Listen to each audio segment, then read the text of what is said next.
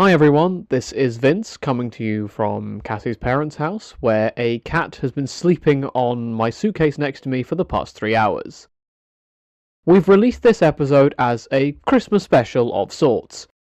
This is because our guest today is the host of a video series discussing every year of the Common Era, one episode and thus 1 year per week.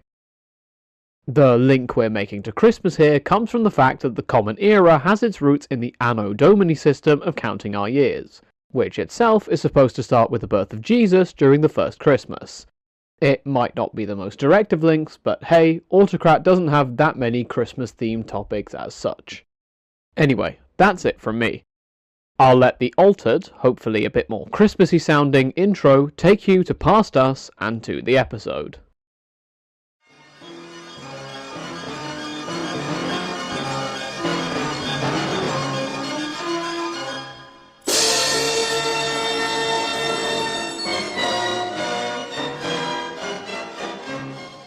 Hello everyone, and welcome to Autocrat.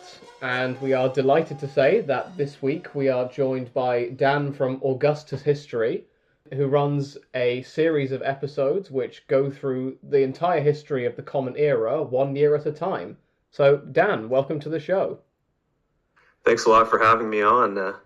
I've watched a couple of your videos and really enjoyed them, so let's have a good discussion. Yeah. So the first thing I was going to quiz you about, as it were, is how the idea of this, frankly, very ambitious video series came to you. Yeah, it is definitely quite ambitious. Like right now, it's not too bad. There's not as many sources, but once we get past the Han Dynasty collapsing and the Roman Empire dissolving, then there'll be quite a few more sources to take a look at. But I don't know, I just have always liked history. Like when I was younger, I was into mythology, which I know that ties into your guys' podcast, like especially Greek mythology. Really into the Percy Jackson series as a kid. But yeah, in terms of chronological storytelling when it comes to history, I guess I was definitely greatly inspired by The History of Rome by Mike Duncan. I don't know if you two are familiar with that. Oh, yeah. Vince will be. Me less so, but he will be. Yeah. I've been the one introducing you to the world of podcasting, so I've been the one name-dropping people like Mike Duncan. Yeah, it took a while before I even agreed to talk to a microphone. Yeah. So like that definitely got me into history a lot more. Like my background is biology, so that's my number one true love. But oh well, snap, 2 for 2. Yeah, exactly. And after that, I listened to The History of Byzantium, and then that just got me down this whole rabbit hole of chronological history storytelling, the history of England and a couple others. But yeah, I guess I started to realize that I don't just like one type of history. Like I started off with Roman history, but as I started learning about how they interact with other civilizations, like the Parthians and Sassanids, then I realized those are just as fascinating. So I guess that got me more into world history in general. And then, so what inspired me directly was, I don't know if you two are familiar with Time Ghost History on YouTube. I haven't come across that one. You might have to enlighten me here. Right, so they started off in 2014 doing the history of World War I week by week. So they started 100 years off after World War I started. It's hosted by this guy, Indy Neidell, and fantastic. I dream of being 1% as good as he is, but yeah, so they would start a week by week. They would just talk about what happened that week, sort of like a news report. And I thought that was fascinating. Like, it's sort of like you're living through that time 100 years later. And then they went through the whole history of World War I. They did a World War II series that they're now done. And now they're starting the Korean War, which I don't know much about. But yeah, I just really like that, how each video is like the same period of time in between each one week. So I decided to year by year with Roman history starting off, because when you're learning history, there could be two major events, and they sort of brush over. They say, oh, then 5 years passed, then this happened. But, when you're living in that time, 5 years is a long time. There might have been some important events that happened between those two wars or whatever you want to say. So, I thought that was just a really fascinating way to tell the history of humanity. Yeah.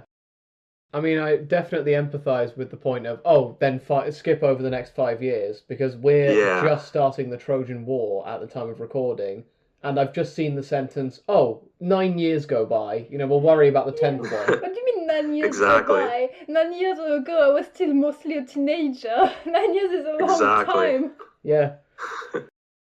Yeah, so I thought that would be an interesting idea. I've got a couple others for different series, but I think this is what I'm going to stick with for now because people seem to like it. I'm glad you two like it, and yeah.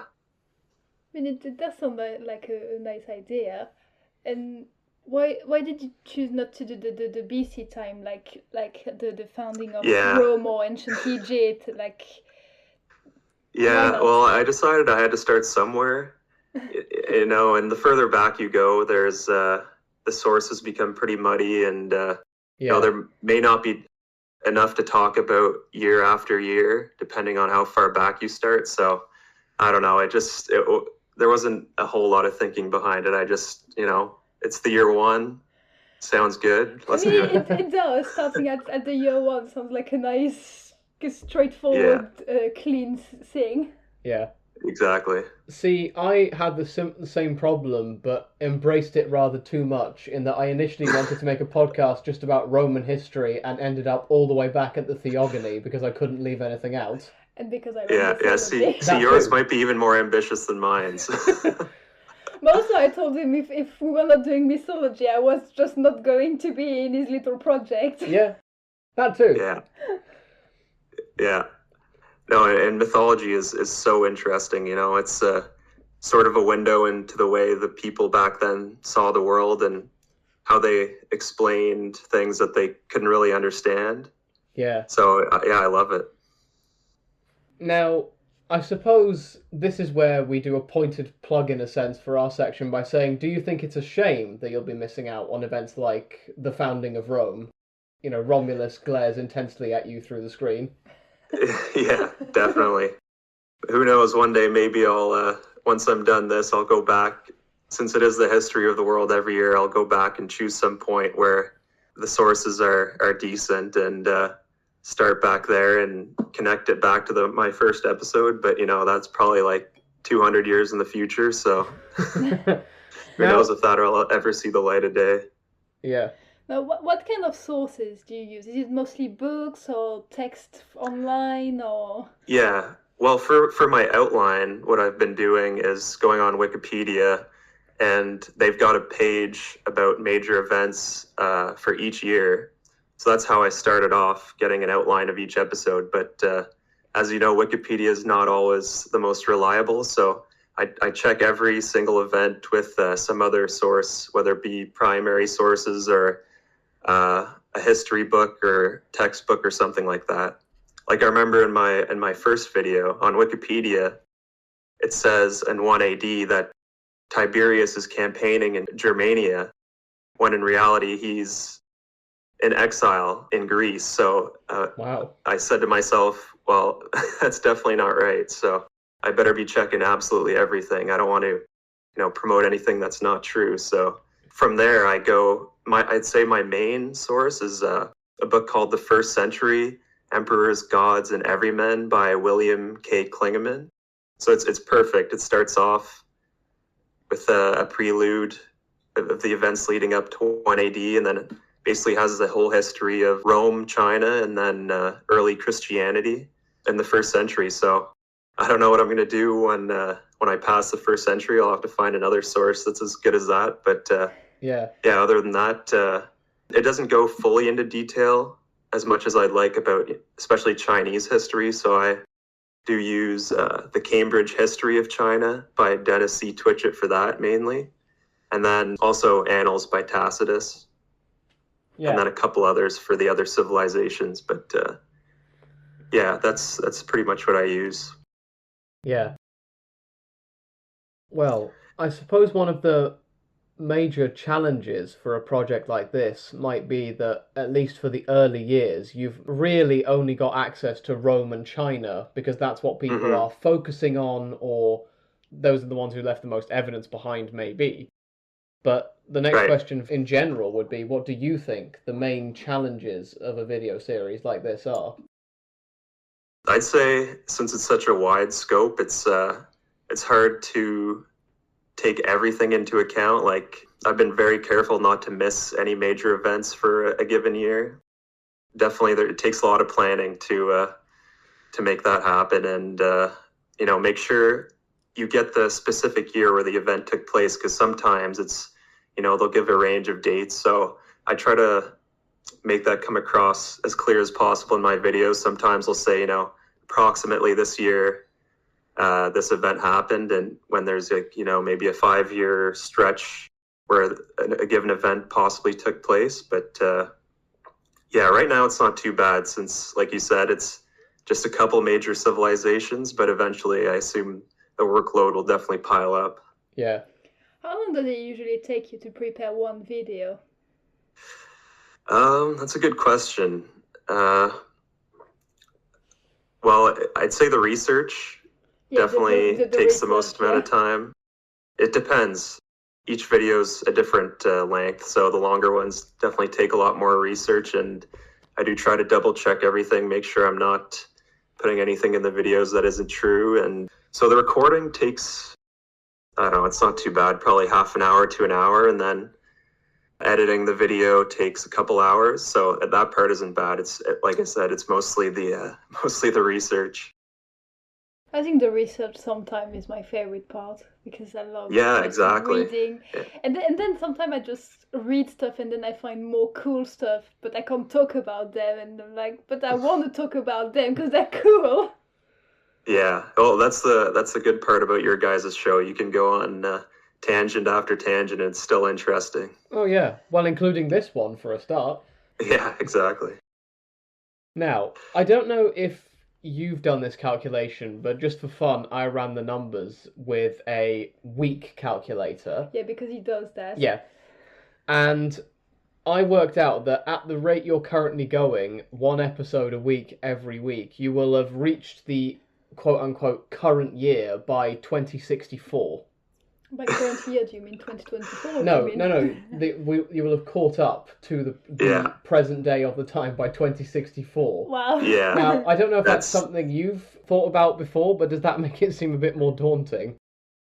Yeah, I try not to think about that. Well, I'm doing very well in helping that. Yeah, exactly. But I know I have done those calculations, and I don't even believe 2064 is going to be when I'm going to hit that, if with the rate I'm going as well, because there's going to be so many more events to talk about each year as I keep going. So yeah, I don't know. I just don't try not to think about it. Just keep going, put my head down, keep making the videos, and we'll see what happens. That's fair enough. I was worried for you when you get to, say, the 20th century, 4-hour-long videos, because there's just so much fascinating detail to talk about the further on you get. And there's so much media, and like now, there's everything gets videoed every 5 seconds. So there's world history event happening every 5 minutes. I mean, we're so very young, and we've already lived through like 5 once-in-a-lifetime events. Yeah, I know exactly what you mean. Like, I know eventually I'll have to split up the videos geographically, probably make a couple videos for each year. But that's definitely for the future. So those are my preliminary thoughts. Yeah. Just so the videos aren't like, 8 hours long eventually. Yeah. I mean, that'd be good for a plane ride. Yeah. Yeah. Yeah. Not good for my personal life, though. Yeah. I wouldn't sound so happy. We're probably going to get to that at the current rate. Yay. Right. Yeah. What I suppose I would like to ask next is, in your current video stage, let's say, you're introducing John the Baptist and starting to get to the life of Jesus, but big events. So that got me thinking, in the near future maybe, or perhaps further term, what are the big events that you're looking forward to covering, or just favorite years that you're looking forward to? Yeah, that is a good question. I always was looking forward to definitely the rise of Christianity, the story of Jesus. I'm not really a religious person, but I've always been very fascinated by, the historical side of the rise of early Christianity. And as we know, it's just such a huge, pivotal historical event, even though at the time, it was just sort of a drop in the bucket. Most people in the world had no idea what was going on until later on when I guess the word of Christianity was spread. So I was definitely looking forward to that and, learning how the historical side relates to the religious side. Yeah. And other than that, I don't know, everything. I find it all interesting, but I'm looking forward to Trajan's conquests for sure. Once Rome reaches its apex. Yeah. Even though the sources for that time aren't so great, but I think that'll be cool to see on the map how big the Roman Empire gets. And also, I'd say Nero too. Nero is very interesting, and Caligula, all the madmen. Caligula's my favorite. Caligula's your favorite? Yeah, I was watching a couple of your early videos, and you kept mentioning Caligula, so I guess Caligula is a fan favorite. Well, that's so little about him because he was there for like 5 seconds, but it's so interesting because I love hearing about how mad he is. Right, and also too, like we don't know 100% whether all the written histories about him are true or whether it's a smear job by historians and senators who hated him. So it'll be cool to kind of do a deeper dive into that and see whether it's actually very valid what they're writing down about him. Yeah, I do have one book in my possession currently which argues that Caligula has in fact had a bad rep, and in fact the book is called The Emperor Gaius, which should give you an idea of how much revisionism they're trying to do. Right. But I have heard the quote that's interesting. I'll have to look into that. Yeah, by Balsden, I think it is. I can't remember his first name. Okay. Yeah, you'll have to send that to me. Yeah, absolutely. But I have heard the quote in the past that people don't know which is more terrifying, the idea that Caligula did all his actions while insane or while perfectly sane. Right, yeah. I know there's a theory that he was, a little bit more normal before he got sick. He had some sort of terrible sickness where he almost died, and then after he recovered, he was never the same. I'll be very interested in that side of things, as I'm sure you will, both of us coming from a biological perspective, because there are a lot of stories, for example, of retroactively diagnosing Roman emperors with things like, I don't know if this is one of them, but let's say schizophrenia, or some other, looking into conditions in the past in general to try and work out what was going on. Yeah, that sort of reminds me, it's a lot further ahead in history, but Henry VIII. Yes. I know he got knocked out cold in, a jousting accident, and after that he was, acted a lot more tyrannically. So yeah, it is very interesting to look through history in that lens. Yeah. Well, you can look forward to that in, I don't even know how many episodes time. I'll probably be 300 years old, but who knows? And we'll have just finished chapter 2. Yeah, that's right. I've made it to the start of the Republic, maybe. Yeah. Since we're talking about Roman emperors, who are your favorites Roman emperors or Byzantine emperors? And careful, if you don't say Alexios I, Vince is going to be sad. I don't know if we'll go that far with that. Really? I actually do think Alexios I is incredibly underrated. There we go. Friend of the show moment achieved.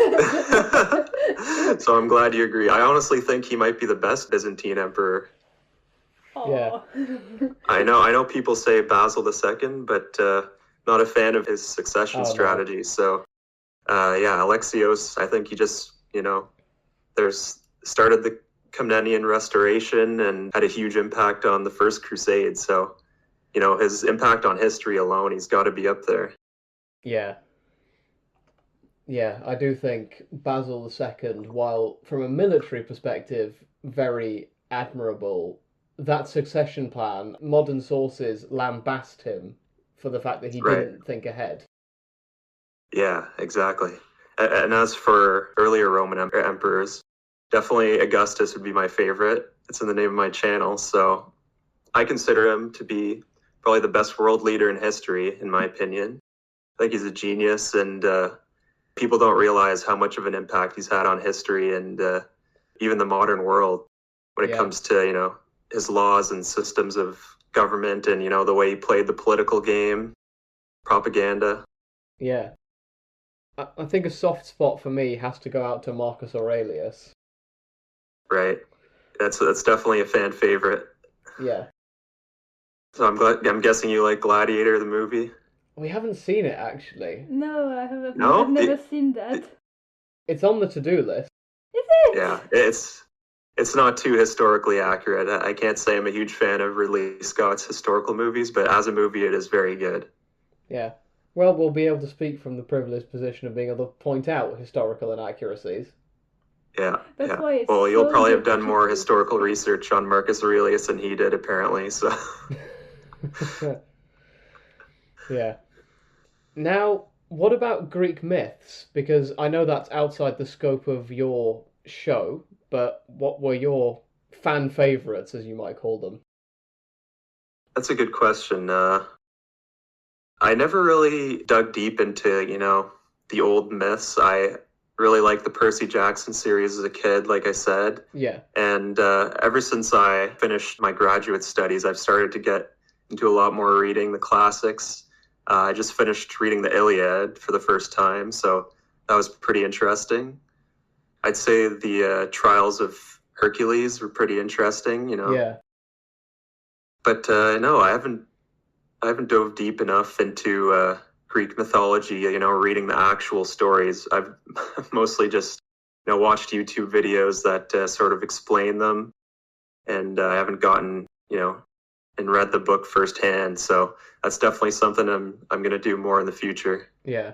And listening to your guys' videos, because those are very cool. Yeah, the ancient sources are a joy in that regard. I have decided that the Roman writer Ovid has ADHD because he seems incapable of finishing a story without starting another one. Right. Yeah, no, I did do some reading through some of his works since he appeared in my videos, and, it's pretty interesting how he incorporated his political opinion into some of the Greek stories, which, got Augustus pretty mad and ended up having to be exiled outside the Roman Empire. Yeah.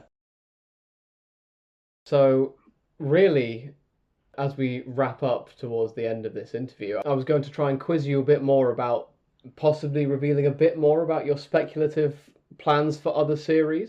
Yeah. I'd say the idea I had before the Yearly Histories, which I was going to start with, was I've always been really fascinated about what makes, an emperor or a king or a head of state great. So what I was going to do was basically make an evaluation video on certain world leaders and then give them a grade at the end. Nice. But I don't know. I just feel like I need to learn a little bit more about history to, truly get a solid evaluation of these leaders. So maybe that's something I'll do in the future. But yeah, right, like you said, right now I'm mostly committed to the Yearly History series. Yeah. Well, when we get to the year 1 CE, we might have to get you back on again for your informed opinion. That sounds great. Definitely. I think that pretty much brings us to the end of this interview. So, Dan, thank you once again for coming on the show. It's been an absolute pleasure. Thanks for having me. It was great to get an invite onto another show. This is my first one, so definitely made my day when I saw your message pop up. It's always nice talking with people. Then I can see Vince nerd about when I just sip tea and listen. Yeah, no, he is very passionate, I can tell. I can say the same for you. Well, thank you. Here's hoping to collaborating more in future, and for our audience, do feel free to go and check out Dan's material. So that's Augustus Histories, working on the Yearly Histories at the moment. And in the meantime, thank you all for listening, and have a great week, everyone.